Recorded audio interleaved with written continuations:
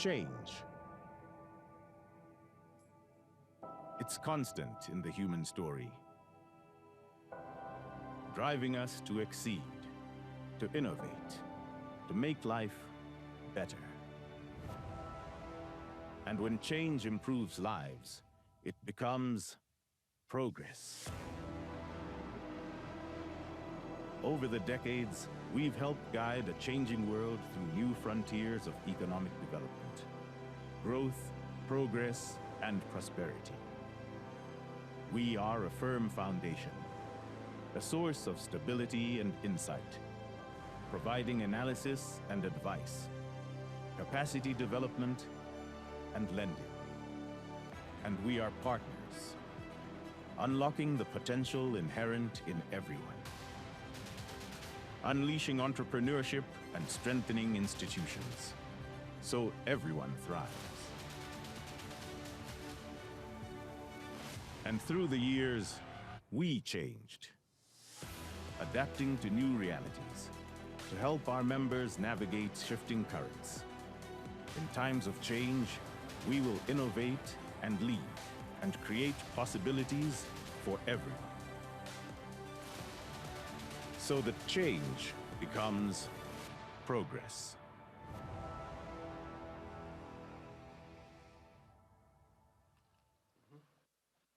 Yeah, okay, sir.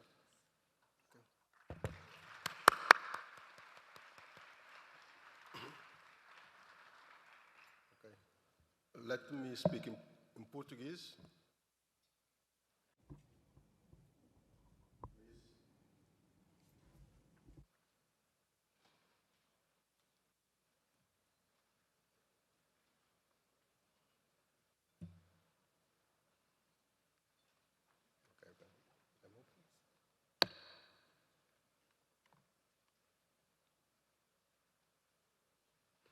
Declaro. I call to order our session. Governors, ladies and gentlemen, it is my pleasure to call to order the annual meetings of the Board of Governors of the World Bank Group and of the International Monetary Fund for 2025. I welcome the governors representing our member countries.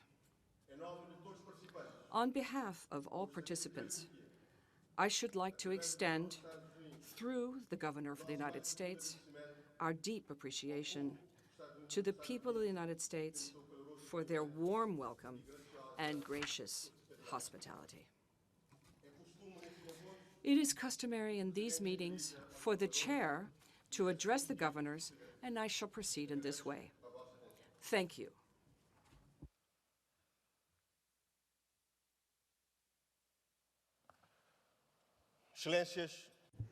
Your Excellencies, honorable governors, distinguished colleagues, it is for me an honor to welcome you to the annual meeting of the Board of Governors of the World Bank Group and the International Monetary Fund.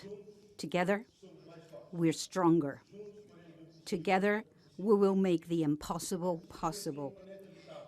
We can make a peaceful planet livable and a world free from poverty. It is our duty. My greetings to the President of the World Bank, Ajay Banga, and to the Managing Director of the IMF, Kristalina Georgieva. The partnership between those two institutions has been of strategic importance, including for my country, Cabo Verde. We are an upper middle income country, enjoying macroeconomic stability and inclusive growth. It is our aim to become a high-income country. We want to become a developed country.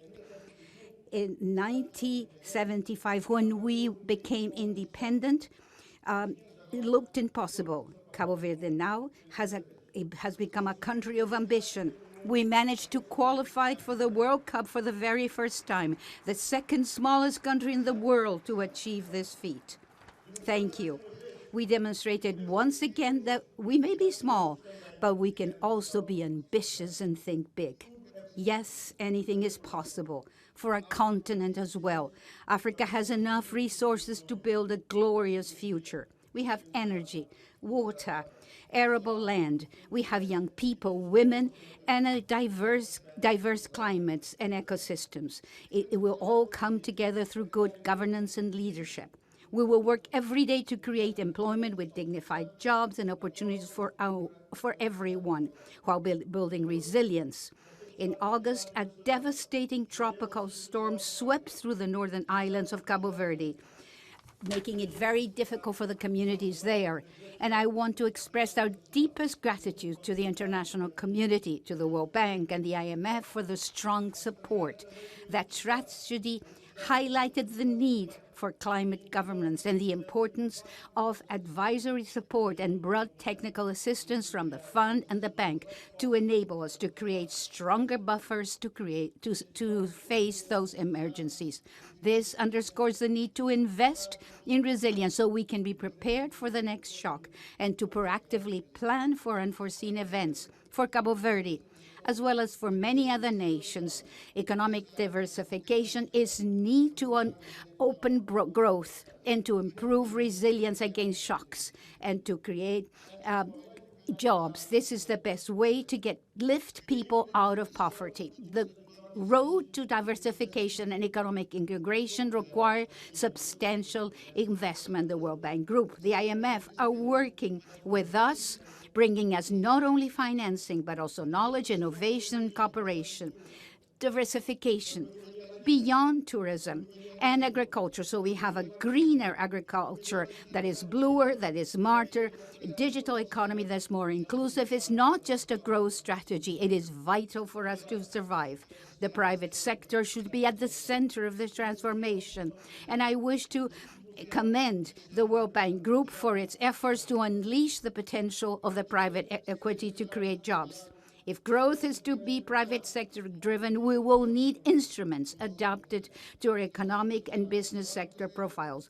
We will need financial stability, strong institutions, resilient institutions, sound policies that will allow our enterprises to prosper, innovate, and drive prosperity for the country as a whole. Debt sustainability is a growing challenge for us. We must reduce the high charges to promote better borrowing practices and pave the way for timely and predictable debt restructuring. For decades, the World Bank Group and the IMF have been working together to help member countries to tackle their debt sustainability challenges. We have to make it more transparent. We have to support sound economic policies and offer financing on favorable terms. The Bretton Woods institutions are at the center of the multilateral system.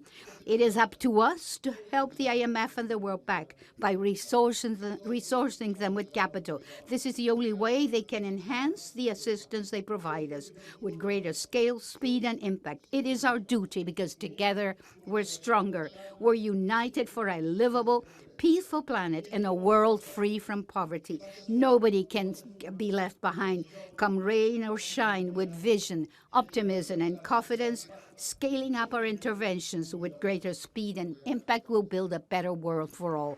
Thank you.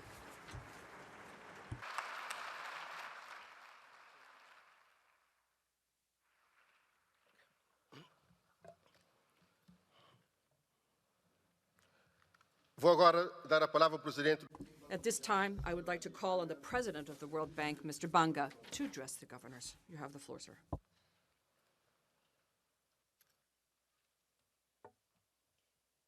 Good morning, everybody. And Deputy Prime Minister Correia, thank you so much for your effort to help us with chairing this plenary. And Kristalina, I am so glad to be celebrating our partnership once again.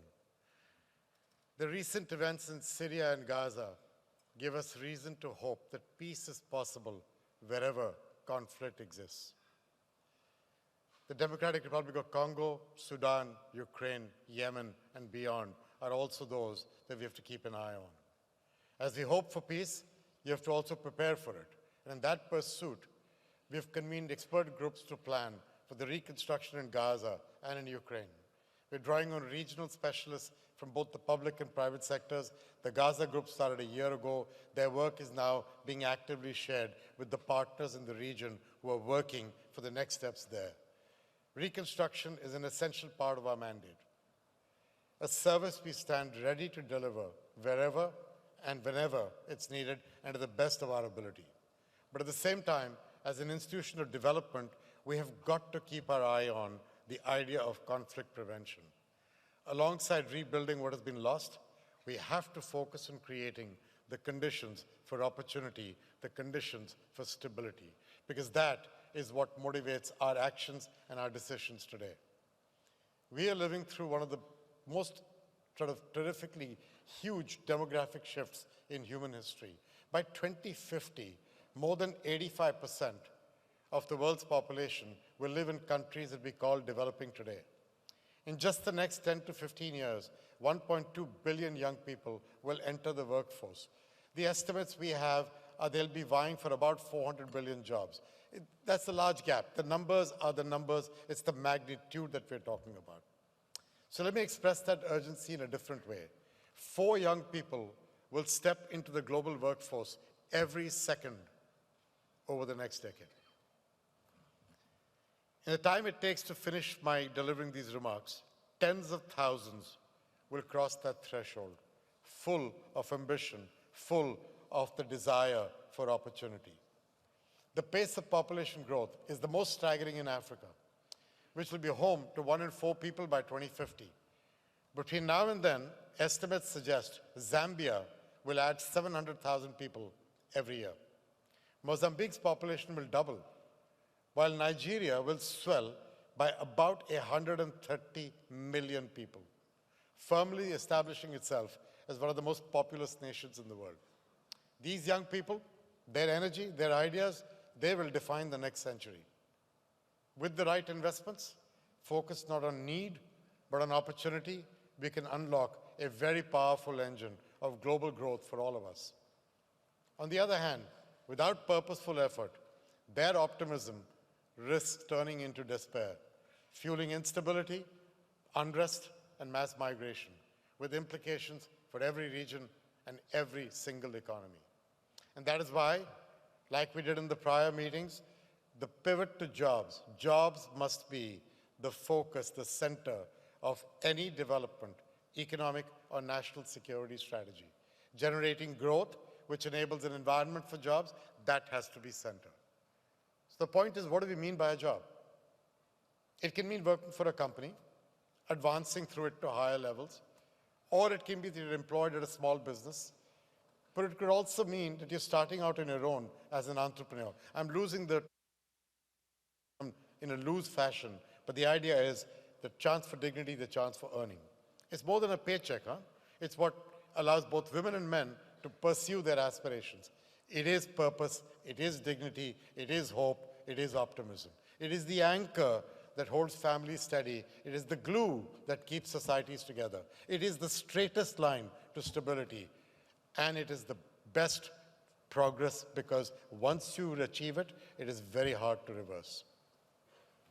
And that is why we have reframed what we do, how we measure it, how we deliver it around this reality. Over the past 2 years, we have worked to move with more speed, with simplicity and substance. Average project approval times have been cut from 19 months to 12. Some projects are now approved in less than 30 days. We have consolidated our leadership in 40 country offices. We're giving clients a single point of contact. By June next year, every country will have that structure. Our knowledge bank is being combined across the group. It is focused on replicating solutions at scale. It's what I call stealing shamelessly. It's a good thing to steal ideas that work and take it to other places and scale them. While unifying corporate services is also happening with services like budgeting, human resources, procurement, and real estate being brought together. 153 internal metrics have been replaced by a corporate scorecard with 22 outcome indicators, publicly seen on the web. Through new instruments and optimization, we've expanded financial capacity by about 100 billion, thanks to the generosity of many countries in this room. The MDB co-financing platform has grown a pipeline of 175 projects. Of those, 22 are financed, that's 23 billion. This was launched just a year ago. We've established a full mutual alliance framework with the Asian Development Bank. What that really means is you're sort of reducing duplication for clients. And now we're working to expand this to the other partners. We've got something going with the EBRD. We're working on the IDB and so on. And we're developing an IFC 2030 strategy to strengthen private capital mobilization. The point of all this is that these reforms are the foundation. The mission is to get jobs. Most jobs, nearly 90%, ultimately come from the private sector. They don't all begin there, but that's where they ultimately come from. Countries move along a continuum. Early on, the public sector drives job creation. Over time, private capital and entrepreneurship will take the lead. But the private sector, whether it's large or small, local or global, they cannot do it alone. Entrepreneurs need the right conditions to start, to grow, to hire. Those don't happen by accident. And that is where we think we can bring something unique through our three-pillar strategy. The first, governments lead, often with input from the private sector, to build the human and physical infrastructure that underpins opportunity. It is roads, ports, electricity, digitization, education, skilling, healthcare. Our public arms, IBRD and IDA, finance these investments. They help countries use resources effectively and help to establish public-private partnerships. Second, a business environment with clear rules, a level playing field, and sound economic management. That means secure land rights, predictable taxes, transparent institutions, and so on, as well as responsible debt management and exchange rate policies. We support these reforms alongside the IMF through our knowledge bank using policy tools and performance-based financing. Third, once the basics are in place, we help the private sector scale and reward risk-taking through IFC and MEGA, providing capital, equity, guarantees, and political risk insurance, all that backed up by ICSID for the settlement of investor disputes with sovereigns. That's the range of things we can provide in one shop, but then we have to be one shop.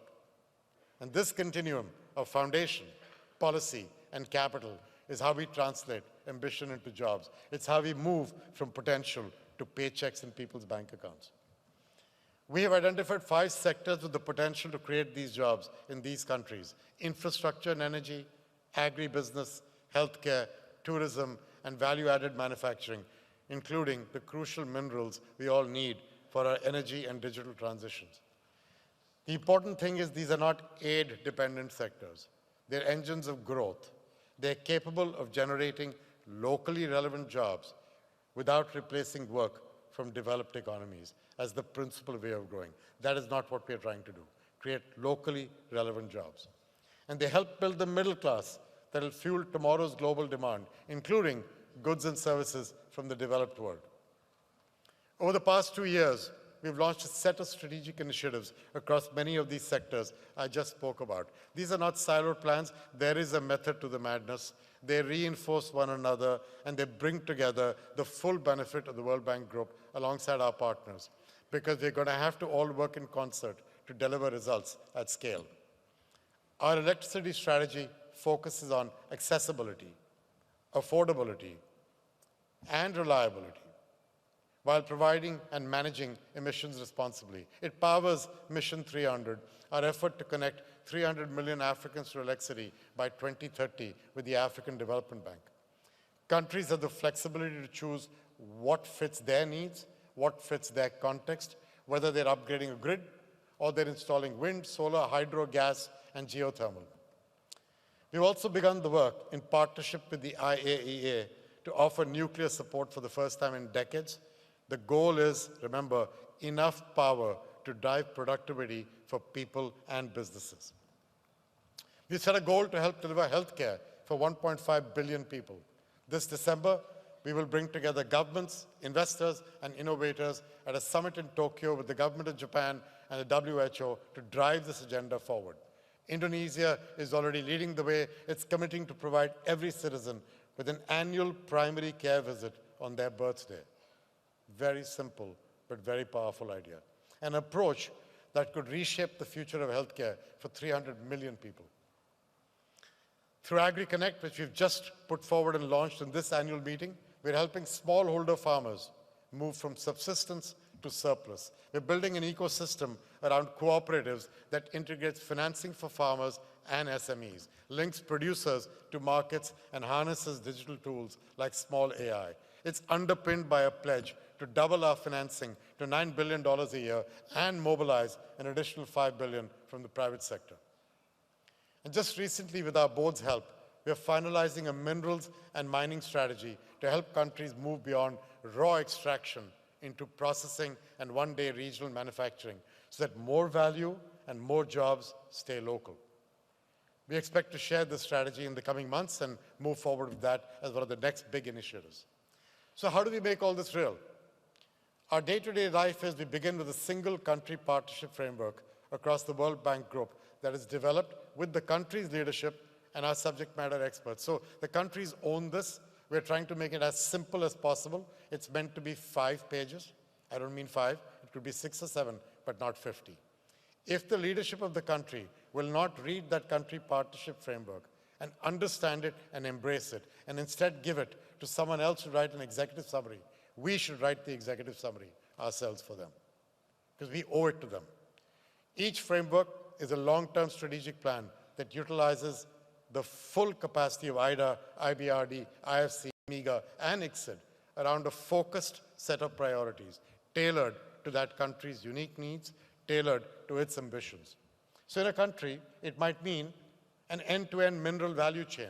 In another, it could be tourism rooted in nature and culture, perhaps stronger health systems that heal and employ, or agribusiness ecosystems that lift smallholder farmers. The path is tailored, but the fundamentals are shared. Build infrastructure, set clear, predictable rules of governance, and support private investment, because that last one is where the jobs will come from. To each scale and free up our balance sheet for the toughest challenges, we have to unlock the full power of that private sector. It's technology, it's innovation, it's capital. And that's why we are breaking down barriers to investment and creating conditions where private capital can deliver developmental impact. We're advancing that roadmap that the private sector investment lab provided. We're deploying tools and practical solutions across the institution, the first one being regulatory clarity, first deployed through Mission 300, with more applications underway, and our redesigned knowledge bank will carry that work forward at full pace. Guarantees, now managed centrally by MEGA and growing well. The idea is to triple the business by 2030. In one prior meeting, I said that Hiroshi is wrong and we will, and I think I will be proven right that he was wrong and I was right, but we will see. Foreign exchange solutions. With the IMF and Kristalina, your team is helpful on so many of these things, and it helps enormously that you were in the bank so you understand us well.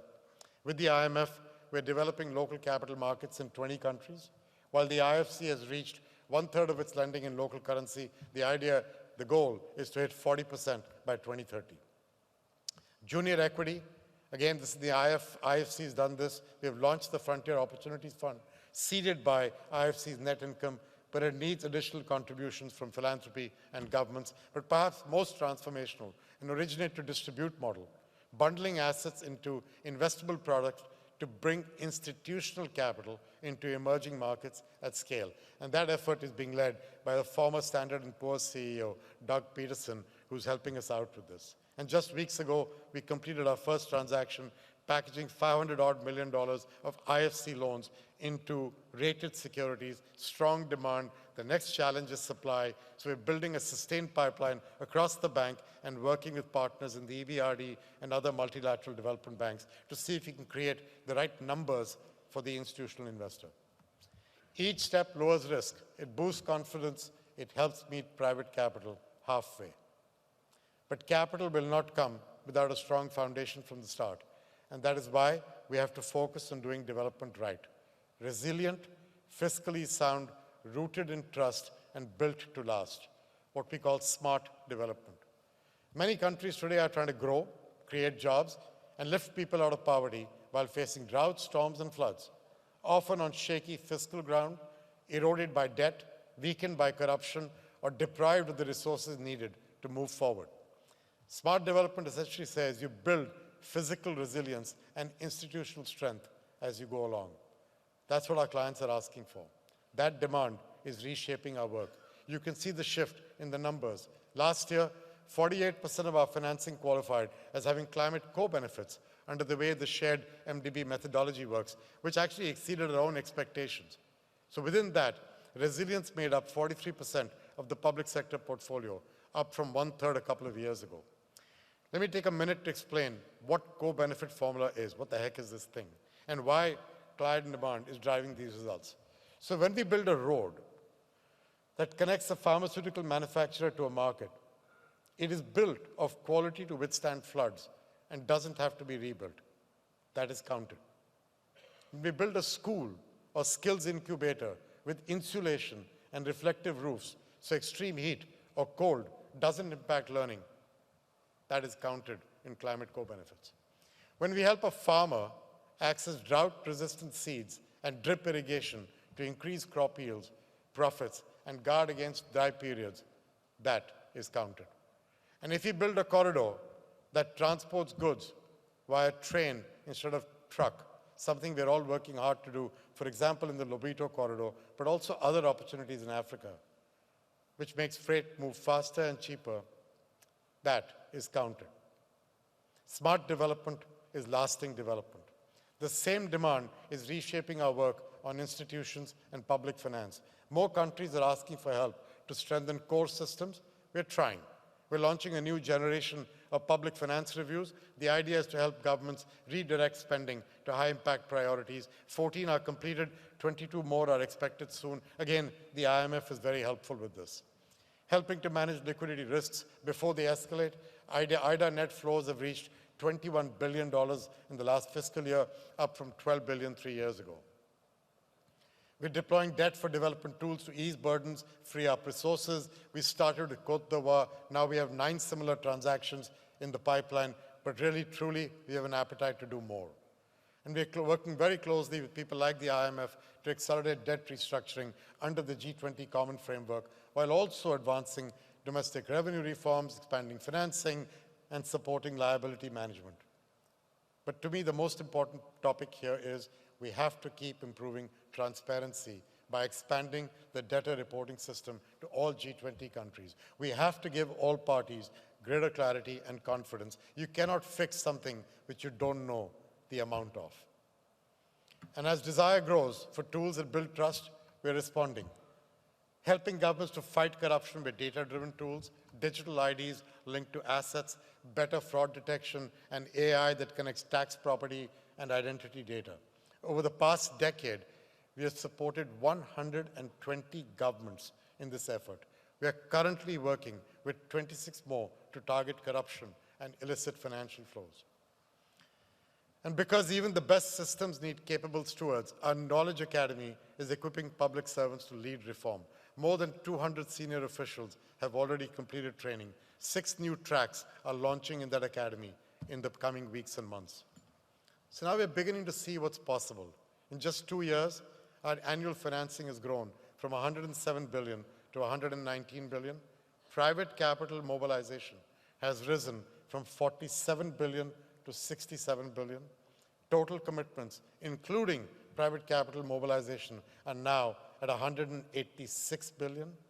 And we raised another 79 billion from private investors through bond issuances. That scale is translating into real impact. Since launching the new World Bank Group scorecard in 2024, let me give you a few numbers. We've helped 20 million farmers access technology, inputs, and markets.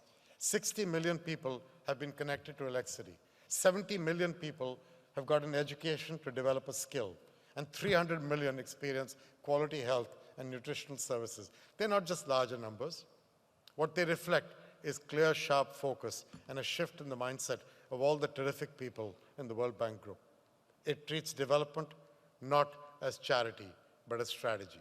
It sees jobs not as a side effect, but as the outcome of development done right. Because when we focus on jobs, we are not turning away from healthcare, from infrastructure, from education or energy. We are helping economies grow so we can create the jobs by doubling down on those very things like healthcare and education and energy and infrastructure.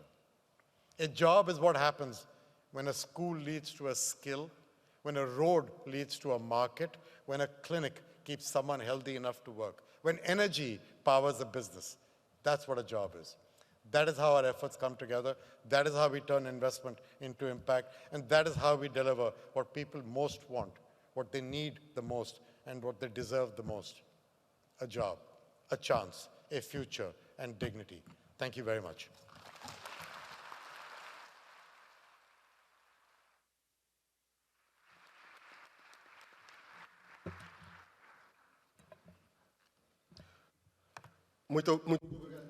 Thank you very much, Mr. Chairman, Mr. Banga, for that inspiring speech.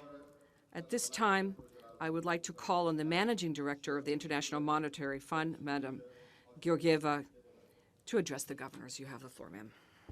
Yeah,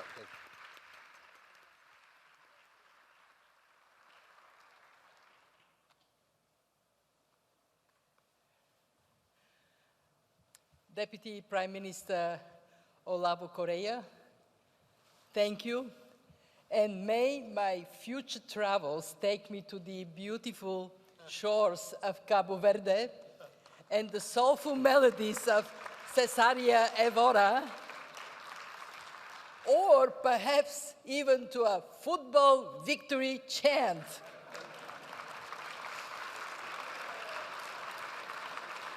Congratulations to your national team for qualifying for the World Cup for the first time in your country's history.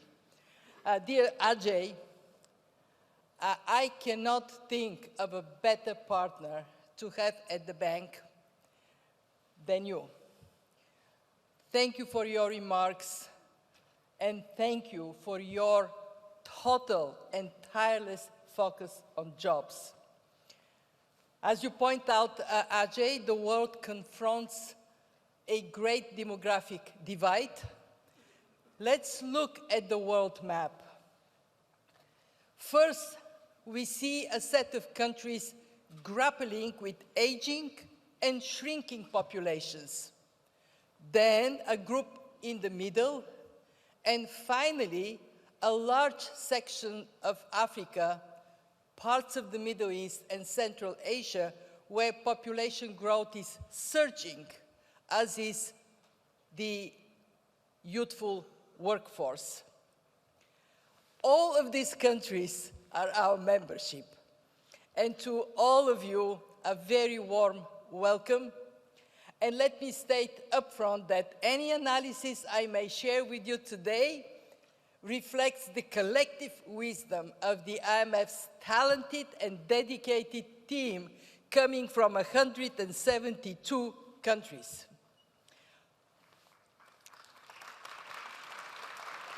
All IMF management and staff in this room, please stand and be recognized. From our brand new first Deputy Managing Director, Dan Katz, to the rest of the senior management team, to all. Thank you. Since we last met here in this big hall on October 25, 2024, uncertainty has shot up, up, up. Yet, global sentiment is holding. In other words, we have a mix of anxiety and resilience. Today, I would like to reflect on both. First, the anxiety. From technology to geopolitics to climate to trade, change is unsettling. The world trading systems that delivered so much for so many is being shaken to its core for many reasons, including because the playing field wasn't truly level and the people left behind received too little help in retooling for new and better jobs. We see assertive non-tariff measures ranging from import licensing, and Ajay talked about that, to export controls and port fees, with subsidy counts capturing only part of the picture. We see non-market industrial policies and exchange rate distortions. And of course, we have US tariff rates shooting up this year. But here is a key fact. 188 of our 191 member countries have so far avoided tit-for-tat tariff actions. Having noted that trade barriers hurt both growth and productivity, having urged policymakers to preserve trade as an engine of growth, I welcome this restraint by most countries, although surely there will be more changes to come. At this point, despite all the turbulence, we estimated that 72% of world trade is still being conducted on most favored nation terms. Countries take their lowest bilateral tariff rate and offer it to all of their trading partners. Simple, not complex. Trade is not a zero-sum game. Provided firms can maintain diversified and robust supply chains, provided governments can retain their strategic autonomy and assist those who lose out from trade, and provided, and this is very important, external balances are not unsustainably large. Imports and exports enhance welfare.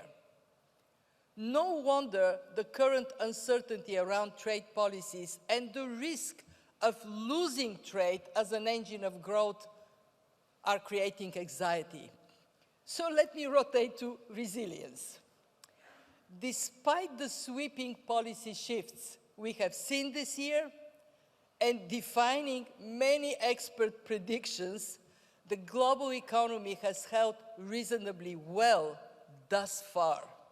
World growth is projected to slow from 3.3% last year to 3.2% in 2025 and 3.1% next year.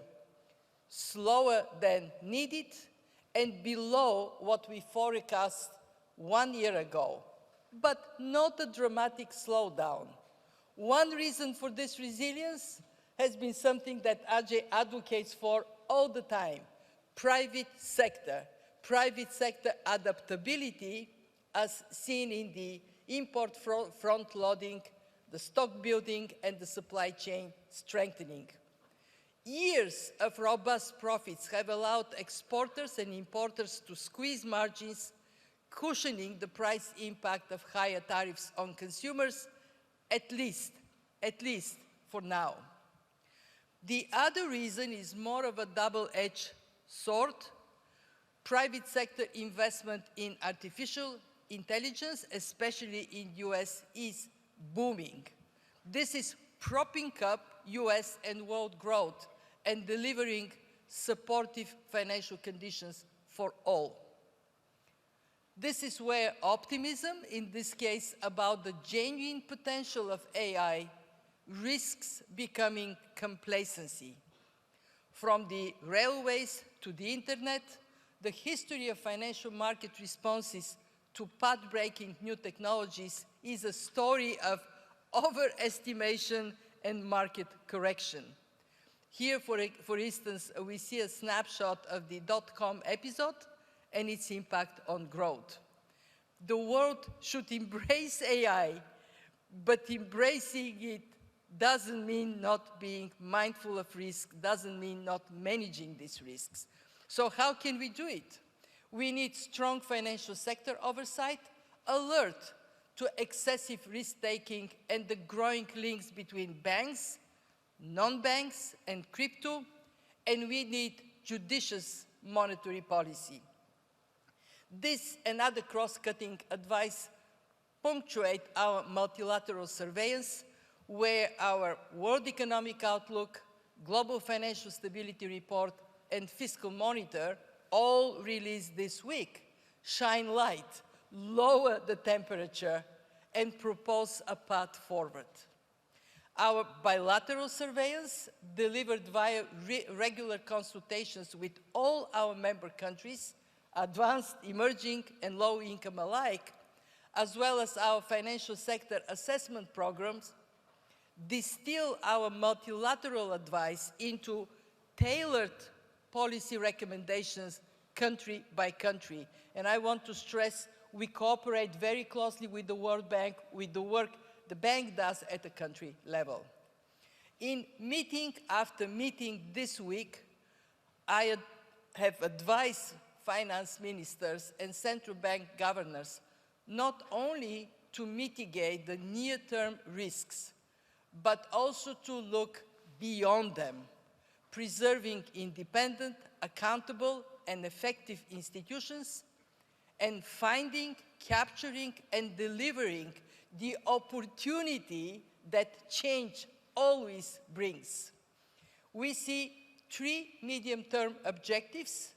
1, repairing government's finances. This is necessary so they can buffer new shocks and attend to pressing needs without driving private sector borrowing costs up. No finance minister should simply wait for faster growth to come to the rescue. On the contrary, fiscal consolidation can release resources to support private sector-led growth. 2, domestic and external rebalancing. This is necessary to ensure that excessive macroeconomic imbalances do not emerge as a spoiler. We need fiscal consolidation in some places and policies to lift domestic demand in others. And 3, lifting trend growth. This is essential for economies to generate more jobs, the jobs Ajay talks about, more public revenues, and better public and private debt sustainability. Lifting growth on its own requires 3 things. 1, regulatory house cleaning to unleash private enterprise. 2, deeper regional integration. And 3, preparedness to harness artificial intelligence. Regulatory house cleaning and regional integration are closely interlinked, including because many of the rules and regulations that tie down private enterprise at home are also restrictions to the movement of goods, services, people, capital, and ideas across borders. Many regulations double up as non-tariff barriers, and non-tariff barriers are a key part of the uneven global playing field. In this new world of bilateral and plurilateral deal-making, we see a diverse global trading landscape. Economies that are small and reliant on exports are at the receiving end of others, while those that are large and relatively less open or control critical inputs to global supply chains have negotiating power. Looking at the splash of dots showing countries by size of imports and trade openness, the bottom right quadrant is where we find the largest, least open economies. Many countries are seeking to build strength and find voice through cohesion. Here we see a selection of the world's trading blocs, each enjoying more size and heft than its member countries individually. Our advice to the world's trading blocs: reduce your internal frictions and press forward with integration for resilience and growth.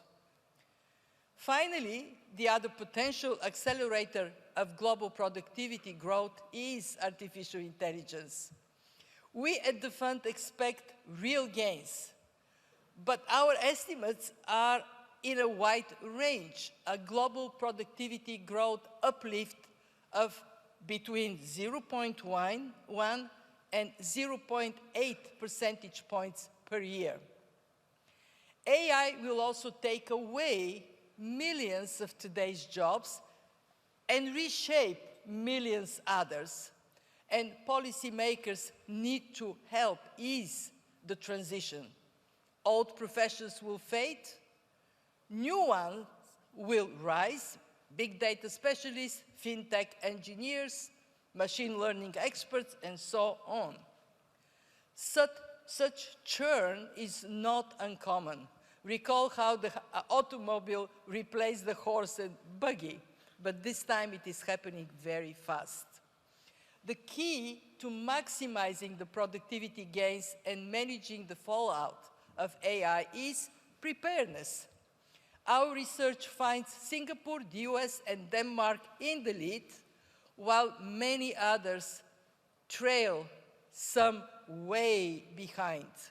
As a transmission line of global best practice, the IMF will assist all members with a focus on managing the macroeconomic implications. Internally, we are, of course, pressing forward with AI adoption of our own, including to put more knowledge at the fingertips of our members. We are enhancing our productivity while preserving our trademark budget discipline. The IMF covers its operating expenses from own revenues with zero reliance on annual appropriations and maintains a deep commitment to leanest. Despite the increasing complexity of the world economy and the expansion of the services we provide to our members, our administrative spending today in real terms is about the same as 20 years ago. Our work in capacity development includes operational advice with almost 3,000 projects delivered in the last year, training with over 500 courses serving over 19,000 officials over the same period, and convening, which last February included our first ever emerging market conference in Alula, Saudi Arabia, co-hosted with Minister Al-Jadaan. Our lending activity, anchored by macroeconomic adjustment and conditionality, currently includes programs with 43 countries, with $37 billion approved since last October, of which almost $5 billion has been to 9 low-income countries. In an uncertain world, a well-resourced IMF is essential. In that regard, let me today repeat 2 requests to our members. First, on our quota base. We are pressing to get the 50% quota increase agreed across the finish line. I ask all member countries that have not yet ratified the increase to please do it expeditiously. Second, our Poverty Reduction and Growth Trust, our main vehicle for concessional lending to low-income countries. We are pressing forward with the reforms agreed last year to put the PRGT on a path to self-sustainability, which includes, 1, distributing up to $9.4 billion to an interim account over a 5-year period, and 2, getting to a point where 90% of the principal in this account is promised to the PRGT. To date, we have 20 countries, most recently India, and just yesterday, China. They have provided assurances. This is total 43%. But we need more. We need to get to the 90%, and I ask you for your support. And finally, there is one further matter that I want to bring to your attention, and this is the Catastrophe Containment and Relief Trust, our vehicle to provide grants to help low-income members' countries pay debt service owed to us if they face an exogenous shock, natural or public health disaster. Quite rightly, we have depleted it during the pandemic. We have to replenish it for the shocks to come. It is our ambition to be always there for everybody, but especially for our poorest members. And we are talking about an amount that ranges in the millions, not in billions, but it makes a huge, huge difference.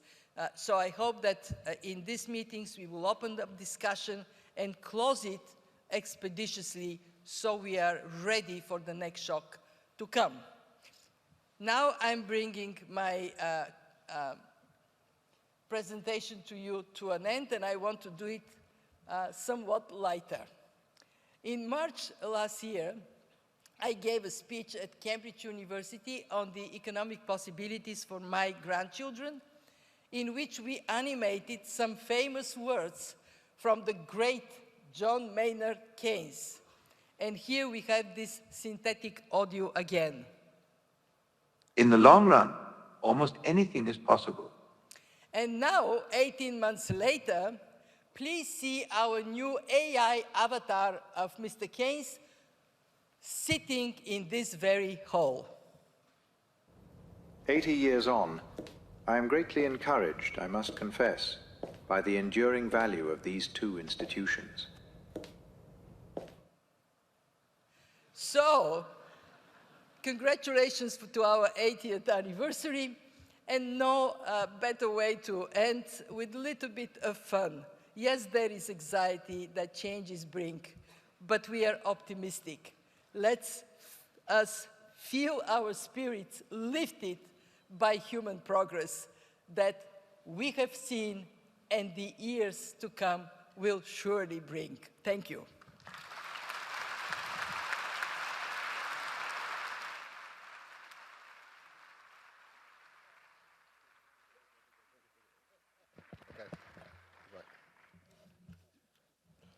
Obrigado. Thank you, Madam Georgieva. Thank you for your speech. Very inspiring as well. Challenges in everything to do with trade, economy, and fiscal arenas. Thank you so much for your statement. We will now turn to the formal business of the institutions. We have before us the reports and recommendations of the Joint Procedures Committee. Report 1 covers the business of the IBRD, the IFC, and the IDA. Report 2 covers the business of the fund, and Report 3 concerns matters of common interest to all of the organizations. We also have the report of the Procedures Committee of the Multilateral Investment Guarantee Agency. On the basis of the recommendations put forth by the Joint Procedures Committee and the MIGA Procedures Committee, I propose the adoption of these reports and the recommendations contained therein.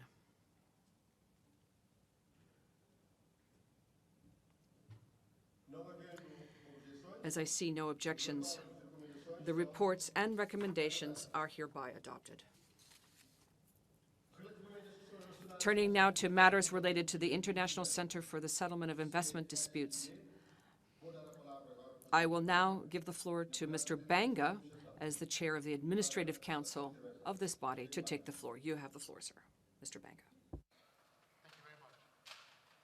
The annual meeting of the ICSID Administrative Council is now open, and Ms. Aradhana Kumar Kapoor will introduce the items for consideration by the Council. Thank you, Chair. There are two items on the ICSID agenda this year that call for the adoption of resolutions by the Council. First, to approve the 2025 ICSID annual report, and second, to adopt the administrative budget for fiscal year 2026. The draft resolutions have been distributed to the members earlier. It is proposed that the draft resolutions on the ICSID 2025 annual report and the ICSID administrative budget for fiscal year 2026 be adopted. I take it that the two resolutions are adopted. The 2025 annual meeting of ICSID's Administrative Council is adjourned, and I'm going to hand it back to the chair. Os meus agradecimentos. I would like to thank Mr. Banga and Ms. Kumar Kapoor. Now, I would like to take this opportunity to thank the governors of the World Bank Group and the International Monetary Fund for the honor to have served as chair of this session. And I thank you on my behalf and my country to have chaired this joint session, and I would like to thank you for your support and cooperation. I also like to express my deep appreciation to Mr. Banga and Mrs. Georgieva for their leadership of our two institutions. I also recognize the commitment of the staff of the World Bank and the Fund for carrying out the vital work of these institutions. I would like to thank also Ms. Kumar Kapoor and Mr. Ogada, as well as the staff of the Secretariat of both institutions for the successful organizations of the meetings. I would also like to thank the two vice chairs, the governors for Peru and the Arab Republic of Egypt. And I wish to congratulate the governor for Paraguay, who has been selected to chair for the coming year. An applause for the governor for Paraguay.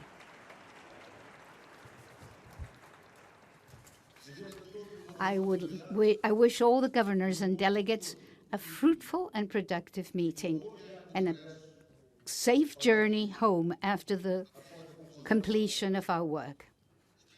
I look forward to seeing you next year in Bangkok, stronger, with more energy, with a greater spirit of reform so that we create more jobs and more opportunities for our citizens all over the world. I hereby adjourn this meeting of the 2025 annual meeting of the Bird, IDA, IFC, MIGA, and the IMF. To all of you, thank you, and I adjourn this meeting. Thank you very much.